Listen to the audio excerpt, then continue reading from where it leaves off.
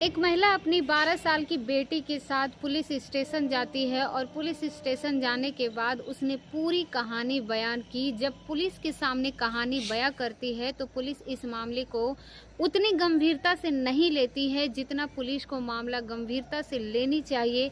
हालांकि जिसके खिलाफ शिकायत दर्ज की जाती है उस व्यक्ति को भी थाने बुलाया जाता है और उसको बहुत बुरी तरह से लताड़ा जाता है, लपटा जाता है और फटकारा जाता है।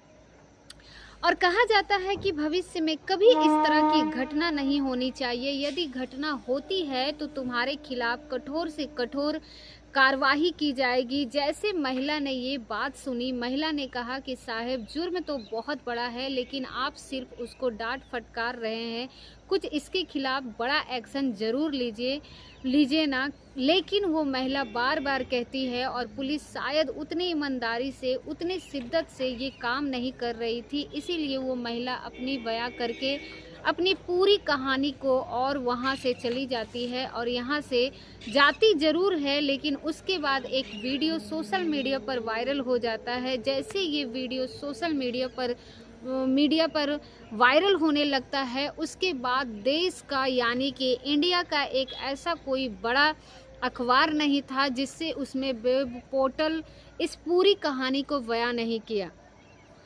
और जितने लोगों ने भी इस कहानी के बारे में सुना, उसके बारे में लोगों ने जानने की उत्सुकता जाहिर की और उसके बाद फिर लोगों ने यही बात कहा जो भी हुआ बहुत अच्छा हुआ।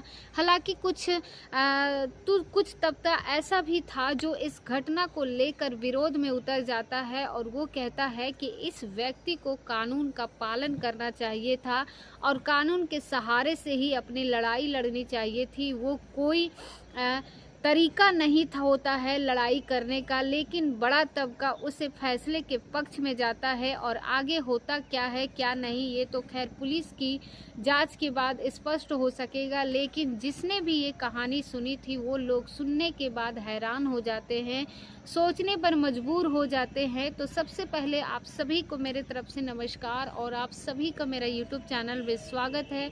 और अगर आप हमारे चैनल पर पहली बार हैं तो हमारे चैनल को सब्सक्राइब कर वीडियो को लाइक ज़रूर कीजिएगा ताकि मेरा जो हौसला है वो बढ़ता रहे। क्योंकि ये जो सच्ची कहानी है जो मैं आपको सुनाने जा रही हूँ, ये सच्ची कहानी है, शुरू होती है कुवैत से। दरअसल कुवैत से 11 दिसंबर 2024 को एक यूटर जो कि वहाँ पर वर्क भी करता था और पैसे भी कमाता था और पैसे कमाने के बाद अपने परिवार का भरण पोषण भी करता था। साथ ही यूट्यूबर 1 दिसंबर 2024 को अपनी सोशल मीडिया पर उसने एक वीडियो अपलोड किया था। उस वीडियो अपलोड होने के बाद इंडिया का जो मीडिया होती है उस मीडिया में किया और उसके बाद फिर पुलिस इस जुगत में जुड़ जाती है कि किसी तरकीब से इस व्यक्ति को हिरासत में ले जाए और इसे मामले की जांच पड़ताल की जाए।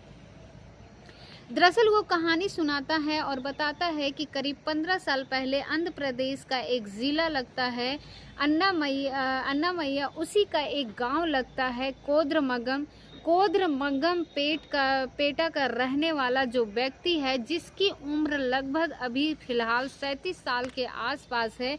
अब से लगभग 15 साल पहले वो वहाँ इंडिया से सीधा कुवैत गया जाता है और कुवैत जाने के बाद अपना जो वर्क करता है उससे जो पैसे मिलते थे अपने परिवार का भरण पोषण करता था। और इसी बीच में उसकी शादी हो जाती है और शादी के लिए वो इंडिया आता है और इंडिया आने के बाद वो अपनी पत्नी के साथ रहता है और कुछ समय पत्नी के साथ बिताने के बाद अपनी पत्नी को भी एक कुवैत लेकर पहुंच जाता है। अब वो कुवैत में रहना शुरू तो कर देता है, जिंदगी बहुत बढ़िया चल रही थी, अच्छी खासी चल रही थी। इसी बीच में उसको एक बेटी पैदा हो जाती है। लेकिन बेटी जब पैदा होती है तो उस बेटी का वो पूरी तरह से ख्याल नहीं रख पा रहे थे, इसीलिए उन्होंने सोचा कि क्योंकि पत्नी भी वहाँ वर्क कर रही थी, पति भी वर्क कर रहा था, इसलिए उसने अपनी बेटी को सीधा इंडिया भेज दिया। और इंडिया आने के लिए उस लड़के ने अपनी बेटी को ससुराल भेज दिया ताकि वो उसकी परवरिश ठीक से कर सके। और उसके जो ससुराल वाले थे उस बेटी का अच्छे से परवरिश कर रहे थे, सब कुछ ठीक ठाक चल रहा था। लेकिन उन्होंने भी असमर्थता जताई कि हम आपकी बेटी की परवरिश ज़्यादा दिन नहीं कर पाएंगे, इसीलिए तुम इसका इंतज़ाम कहीं दूसरी जगह करो। और उस व्यक्ति ने अपनी साली, जिसका नाम लक्ष्मी होता है, लक्ष्मी से बातचीत करता है और कहता है कि लक्ष्मी, तुम्हें परेशान होने की बिल्कुल भी ज़रूरत नहीं है।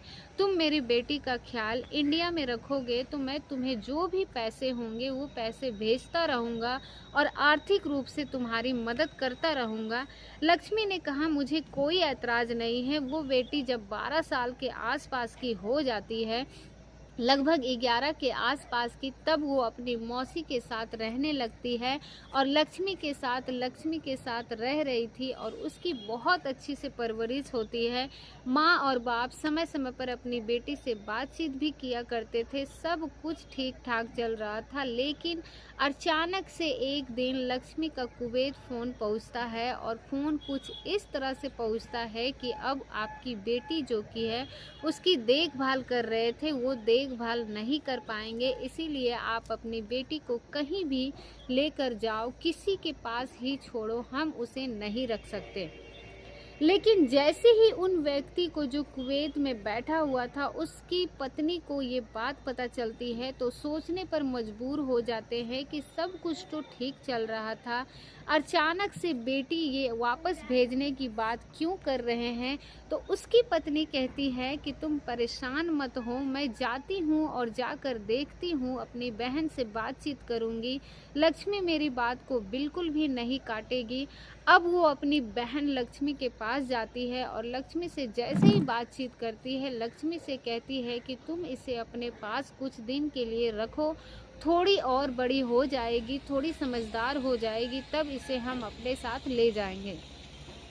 लेकिन लक्ष्मी ने साफ मना कर दिया। उसका जो पति होता है वेंकट रमन, उसने भी साफ साफ इनकार कर दिया। अब मैं आपकी बेटी को अपने पास नहीं रख सकता हूँ, इसीलिए आप इस बेटी को यहाँ से लेके जाओ और हमें आप यहाँ नहीं रखनी है।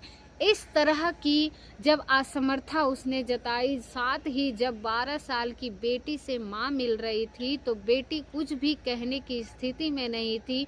वो बिल्कुल चुपचाप थी, एकदम शांत थी, इतनी शांत थी कि वो बोल भी उसके मन में, उसके दिल में, उसे बता पाने में वो असमर्थ हो रही थी, परेशान हो रही थी। माँ ने अपनी बेटी को अपने सीने से लगाया और उसे घर लेकर जाती है और खूब सारा जो भी है प्यार करती है और उसकी जो भी मनपसंद की चीज़ें होती है वो खिलाती है, पिलाती है और उससे बातचीत करती है और कहती है कि तुम इतनी उदास तो कभी नहीं थी, इतनी उदास क्यों हो, क्या मौसी के यहाँ आने के बाद तुम्हें तकलीफ़ हो रही है। तो बार बार इस बात पर कोई जवाब नहीं दे रही थी, लेकिन माँ तो माँ होती है।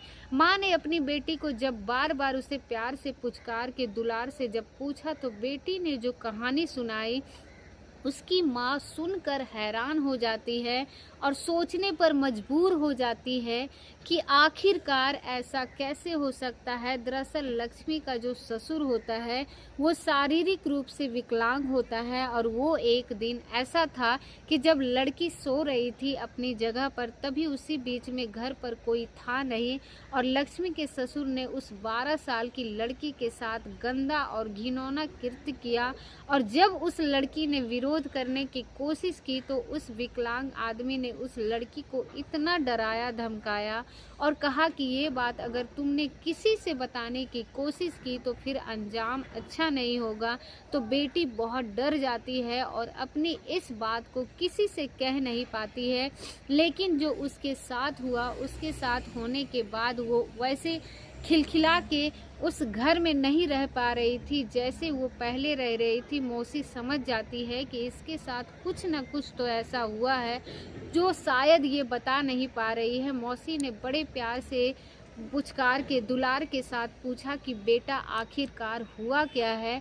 जब उसने अपनी मौसी को पूरी कहानी सुनाई, तब मौसी की कहानी सुनने से हद तो तब हो जाती है जब उसकी इज्जत से फिर हाथ डाला जाता है। अब मौसी ने कहा कि शायद यहाँ ये यहाँ रहेगी तो भविष्य में इसके साथ फिर से कुछ न कुछ होगा। इसीलिए मैं इसकी माँ को इसके पिताजी के साथ भेज देती हूँ। और यही बात उसने अपने पति को भी कहा, तो किसी भी तरकीब से इस बेटी को यहाँ से वापस भेजो। लेकिन उसे अपने पति को नहीं बताया था कि उसके पिता ने बेटी के साथ इतना घिनौना गिरा हुआ काम किया है। अब जैसे ही उस लड़की 12 साल की लड़की की माँ वापस इंडिया आती है, उसे पूरी कहानी पता चली जाती है। इसके बाद वो सीधा थाने पहुंचती है, नज़दीकी पुलिस स्टेशन, क्योंकि वो अपनी बेटी के उस रेपिड्स को सज़ा दिलाना चाहती थी। और इसके लिए थाने जाकर बैठ जाती है और पुलिस वाले पूछते हैं क्यों आई हो, क्या बात है। वो बताती है कि मेरी बेटी के साथ गलत हुआ है और मैं अपनी बेटी को इंसाफ दिलाने के लिए आई हूँ। लेकिन पुलिस उसके उस मामले को पूरी ईमानदारी से नहीं लेती है और शायद इस तरह की आरोप लगता है, यही वजह थी कि वो महिला बार बार कोशिश कर रही थी। और पुलिस उस व्यक्ति को भी आरोपी होता है, उसको बुलाते ज़रूर है, डांटते हैं, डपटते हैं, फटकारते हैं, लेकिन उस पर धाराएं तो बनती थी। जो उस पर अपराध बनता था वो उसे सज़ा मिलनी चाहिए थी। पुलिस ने शायद उतने ईमानदारी से अपना काम नहीं किया और वो महिला अपनी बेटी के साथ चली जाती है। इसके बाद सीधा कुवैत पहुंचती है और कुवैत जाने के बाद अपने पति को पूरी कहानी बयान करती है। और पति अंदर ही अंदर बहुत गुस्से से फपक रहा था, बहुत लाल पीला हो रहा था। वो भी उसने कहा कि अगर पुलिस उसकी पत्नी की बात नहीं सुनी तो शायद वो भी जाएगा, तो शायद वो नहीं सुनेगी। इसीलिए एक दिन वो इंडिया का टिकट करवाता है और इंडिया यानी कि आंध्र प्रदेश की उस जगह का टिकट करता है जिसका नाम होता है अन्नामैया।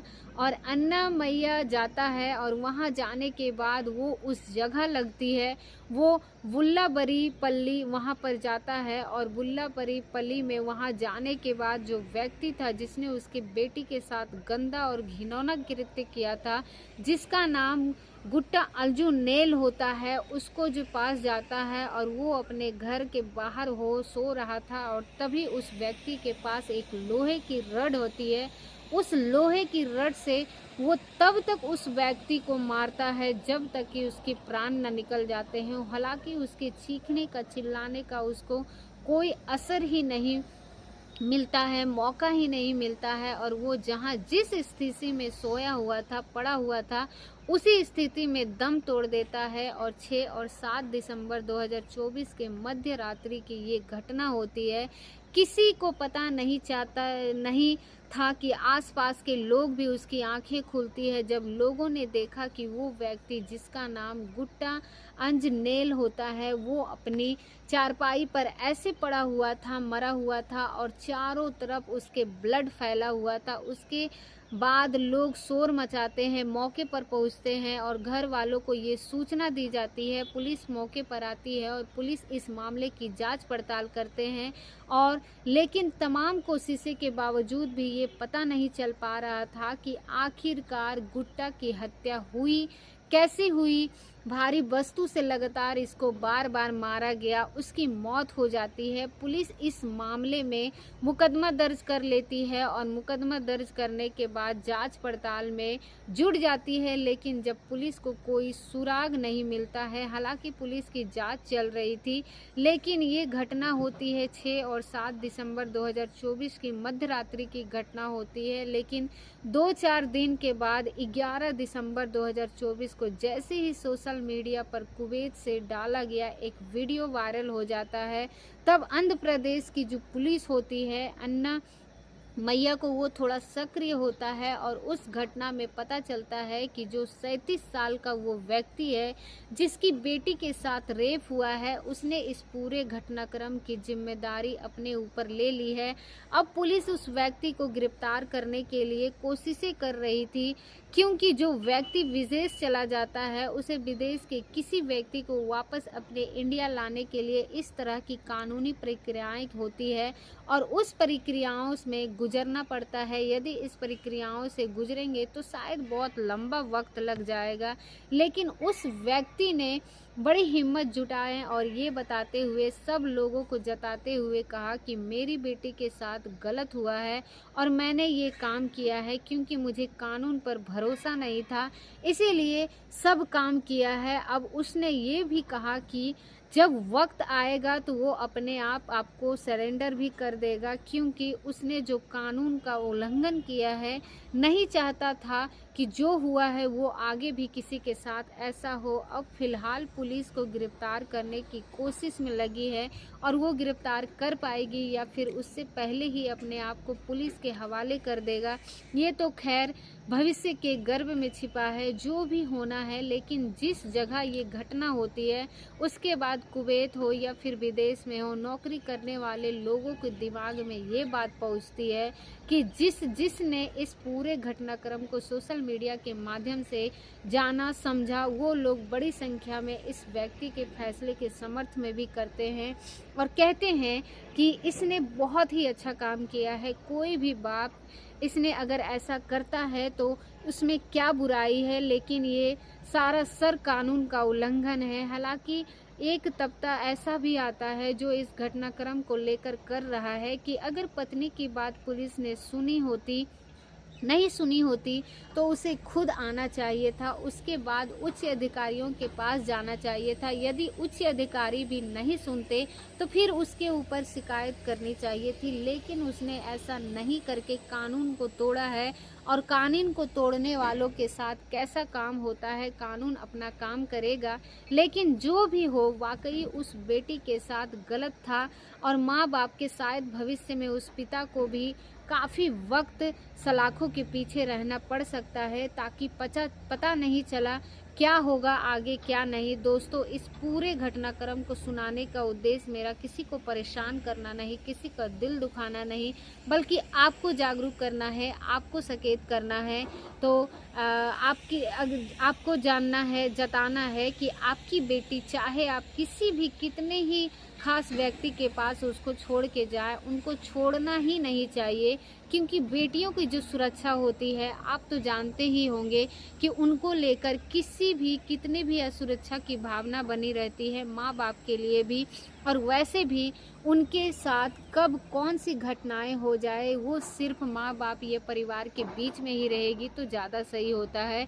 और इस तरह से बेटी को नहीं छोड़ना चाहिए, चाहे वो कितने ही भरोसेमंद व्यक्ति क्यों ना हो। दोस्तों, उम्मीद करते हैं कि आपको ये वीडियो बहुत ही ज़्यादा पसंद आया होगा, और अगर आपको ये वीडियो पसंद आया होगा तो एक लाइक कर हमारे चैनल को सब्सक्राइब करें, और हमारी वीडियो अगर आपको अच्छी लगी तो लाइक ज़रूर करें, और कमेंट बॉक्स में आप अपनी राय ज़रूर दें कि क्या एक पिता ने ऐसा किया तो वो क्या करना चाहिए था, उनको क्या नहीं करना चाहिए था। आप हमें कमेंट बॉक्स में अपनी राय ज़रूर दें, और मिलते हैं अगले वीडियो में। तब तक के लिए आप सभी को मेरे तरफ से धन्यवाद। और मेरे वीडियो को वॉच करने के लिए आप सभी लोगों का बहुत बहुत धन्यवाद।